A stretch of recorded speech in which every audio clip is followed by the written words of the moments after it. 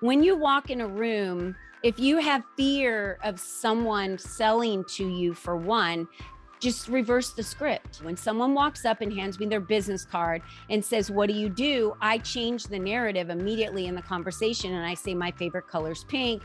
Thank you for asking." And it breaks the ice. And the person now realizes that's not the conversation I'm having, because the one that's asking the questions, is the one in control of the conversations. You can script the narrative. You can flip the script anytime you want. You just have to be confident enough to care and set a boundary for yourself. And Sarah, I'm going to shock some people when I say this. It all comes down to your self-worth.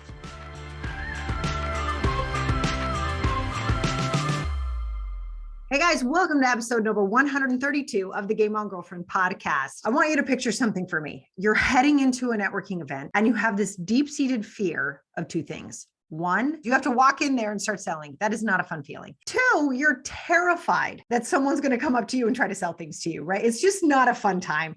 Most of the time when someone says, "Hey, you want to go to a networking event?" I'm like, "Sure." "You want to stick forks in our eyes later?" Like, oh my gosh, not a fun place to hang out, right? Until today, I want you to imagine that going to a networking event is actually exciting. It might actually be fun. You might actually meet really cool people. Now, I say this all the time, that anytime you meet someone new, it's a whole new window into a world that you don't currently have access to. But I don't enjoy networking events. And this is one of the reasons I'm so happy to bring you today's conversation with Colleen Biggs, because she is a networking expert. It was so beautiful to hear the way that she talks about approaching people. And I really want you to listen for how she talks about flipping the script when someone comes up to you and just hands you their card and you're like, "Great, hi.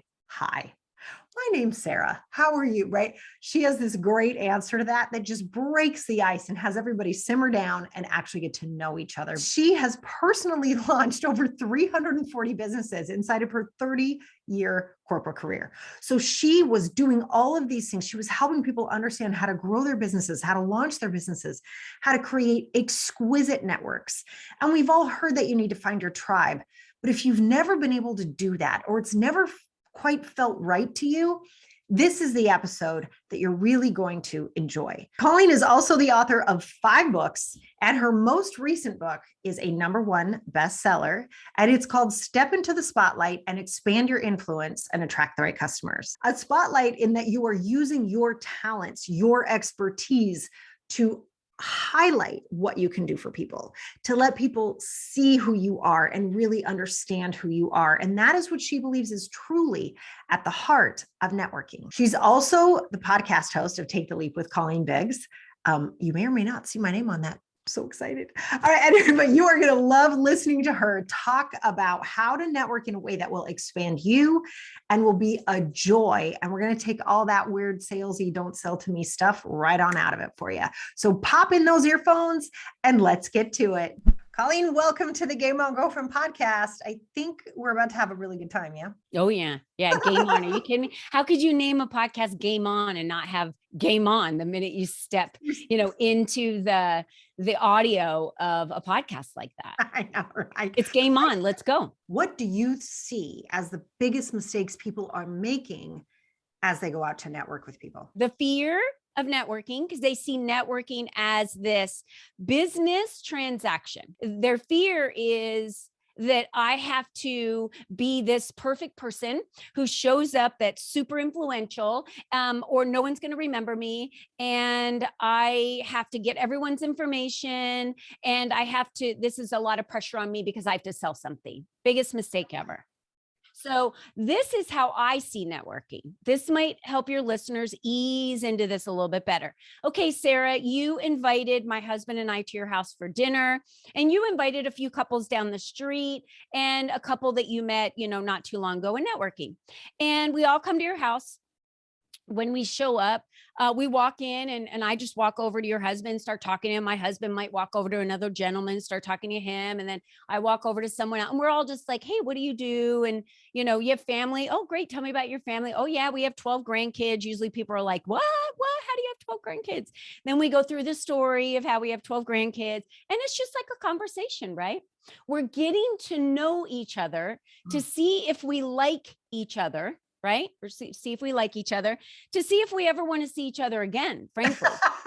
I'm love going to be that. honest. Yeah. I'm going to be Yeah. honest because Sarah, I like you and I know that I accepted the invitation to come to your house, but that doesn't mean every one of the couples that you invited, I'm going to mesh with.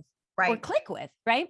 So out of that evening, I find your best friend down the street and her husband is fantastic. My husband connected with him. I think she's amazing. I tell you that, and I want to do more stuff with her. That's what networking is. It's Got like it. a dinner party, right? Yeah.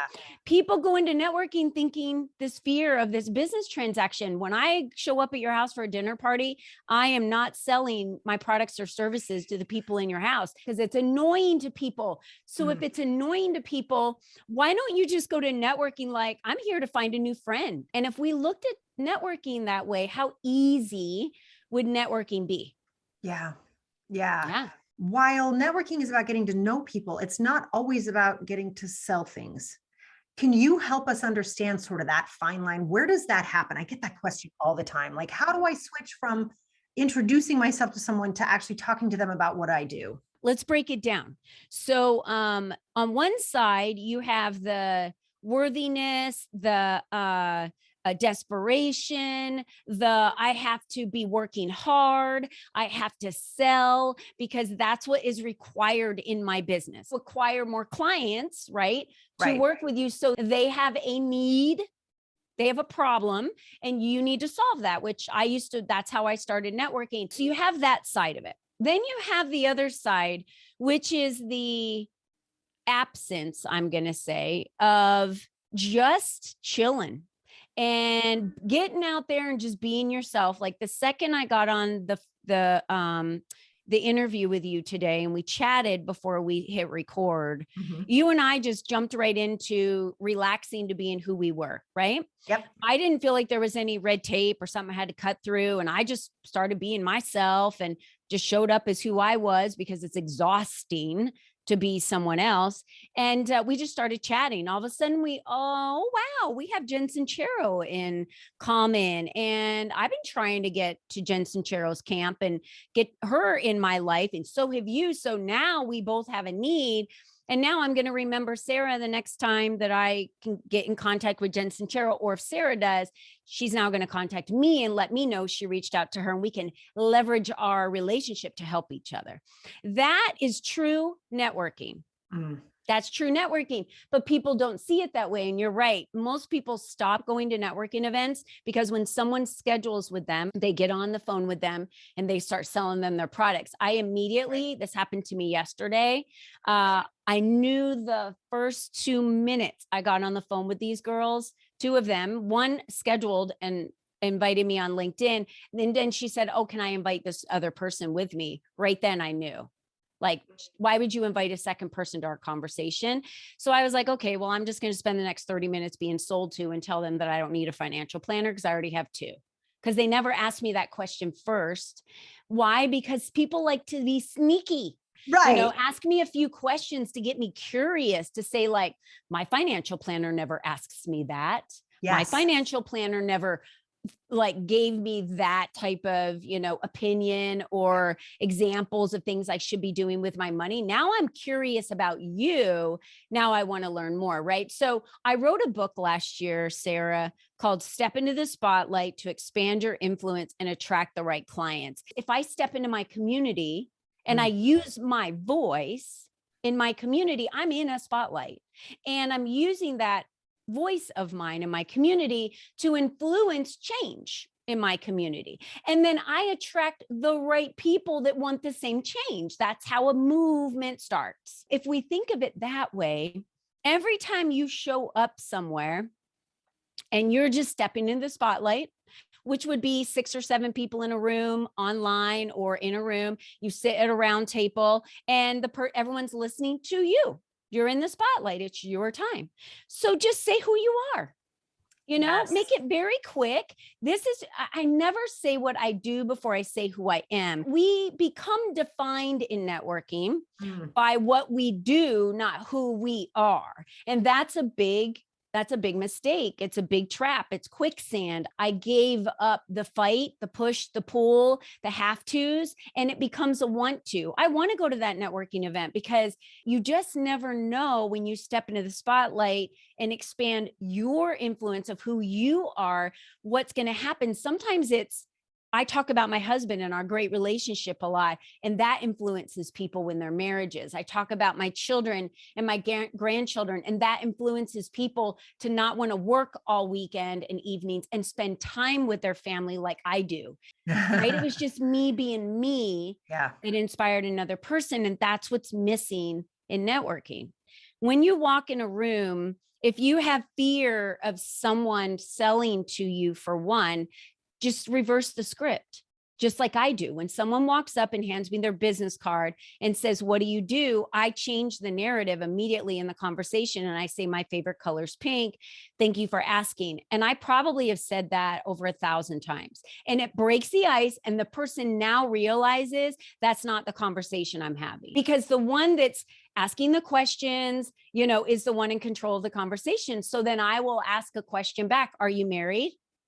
Do you have kids? You can script the narrative. You can flip the script anytime you want. You just have to be confident enough to care and set a boundary for yourself. And Sarah, I hate to say this, but I'm going to shock some people when I say this. It all comes down to your self-worth.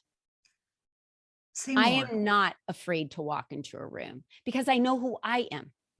So no one there can dent that, can change that, can sell something to me that I don't want to buy. But I always want to know what people do, who they are. I want to get to know them to see if I like them. And then the ones that I like, I'll stay with longer and talk to them. Now I like that person and I'm doing stuff for them and bringing them in to my tribe to meet some other ladies, which I just did 2 weeks ago. And I met someone online. I've been on her radio show. She's been on mine. We've gone back and forth. I invited her to my birthday party happy hour. She sat and talked to someone at the end of the table the whole time, not me. She's like, "The ladies you hang out are exactly what I expected. They're phenomenal." I'm like, "Well, that's who I attract because that's who I exuberate." Like, you push out everything you are, and then that's what you get back. You either design the life that you desire to live, and life will happen for you, because now it happens for you and you are the one that's molding that into how you want it to be. Or you are going to wake up every day and your life is going to be lived by default and life will happen to you. And by the way, you must attract people, places, things, and events to validate that. So that's where you will always remain. Look around you. Your friends are probably all exactly the same way. That's just where you'll stay. You have to decide and wake up one day to say, this isn't enough for me. And that's what I did when I left corporate America. This isn't enough anymore. I'm not happy here. I'm not happy with my life. I'm not happy with my schedule. I'm not happy that I don't get to choose all of the people I work with, that I have to put up with these people. No one came and said, "Colleen, here's your permission slip to go ahead and change your life." Like, I had to make the decision. It was really hard. It was really scary. I was full of fear when I did it, but I trusted that I could figure it out. I didn't know the how. I just know what I wanted in my life. And I went for it. It's the unknown. It's the faith that we have to have, the trust in ourselves, the trust in other people. And if you aren't aligning those people in your life along that path, then you're screwed. I'm just going to put it out there. I mean, Sarah, think of the lives you've affected. Think of the coaches you've worked with and how much they've affected your life and assisted you in perspective that you didn't see. We need those people along the way. And entrepreneurship is, can be this lonely little island, and you feel like you went from a lake or a pool to like an ocean and you're this tiny little minnow. Yes. And you need to swim with other minnows, and then you need to get with the catfish, and then you need to hang out with the sharks and the whales. And that reminds me a little bit about what you said about access. Can you say more about how important it is to have access in our networking groups? Access is the result of proximity. So what we just talked about, who is in your circle? This is so crucial. who's in your circle. I teach a class and workshops called Your Network is Your Net Worth. And I want every single one of your listeners to like not pull over or whatever if you're driving, but think about it later. Just write down on the left side of the paper, who are the people that you hang out with, right? And then on the right side of the paper, I want you to write some core things like, what do they bring into your life? What are the goods and the bads with them? You have a light burning that's your soul, your spirit, your everything, your personality, it's you. This light burning. You need to surround yourself with people that also have lights burning and they understand that their light shines bright too. And you respect their light. You protect their light. They protect your light. You stay away from the candle blower outers. And I just think that's such an easy analogy or metaphor for us to envision who in your life is blowing out your light. When you're in the spotlight, you're lit up. So when your light's shining bright, you know who you are. You're confident in who you are. It doesn't mean you're the best at it, but you know who you are, right? You know what your why is. You know who you are. You know what your truths are, what your values are, what you stand for. Your job now is to help others learn how to light their lights. So we can stand in a tribe of lights that brings more people out of the shadows. And it's just this idea of bringing the great ideas in. And we're all here to teach each other something. We don't all have to have every single answer in the whole world, right? Well, listen, Colleen, this has been an extraordinary conversation. I'm so happy that we got to do this today. And I'm sure that people are listening. Please keep driving if you're driving. But for the people listening, where can people find out more about you? The easiest way is ColleenBiggs.net. And I know you'll have that link as well. So ColleenBiggs.net. On that page, I've created, a little giveaway that's a download that you can download on really the 5 easy steps to be an authority in your industry. And what I mean by that is 5 ways that you can step into who you are confidently to show up at these networking events, right? To show up to a workshop that you create, to show up and become a podcast host if you've never done it before, or an interview on a podcast if you've never done it. So this is about building that confidence and really digging in to know who you are and the things you can do to get other people to notice you. That's the number one thing. And ColleenBiggs.net is the easiest way to find me. From there, on that page, you can connect to all my social media platforms. You can join our community. I mean, there's so much you can do from that page. Listen to our podcast, subscribe, those types of things. I love it. I love it. You guys, we are going to have all those links down below in the show notes. Oh my gosh, Colleen, thank you so much for spending time with us today. I know we opened up a lot of minds to what's possible when we start to let amazing human beings into our lives. Thank you so much. Thank you, Sarah. This was one of my favorite conversations on a podcast I've ever had. It really was. And I really do believe it was because of you. Oh, I love that. Thank you so much.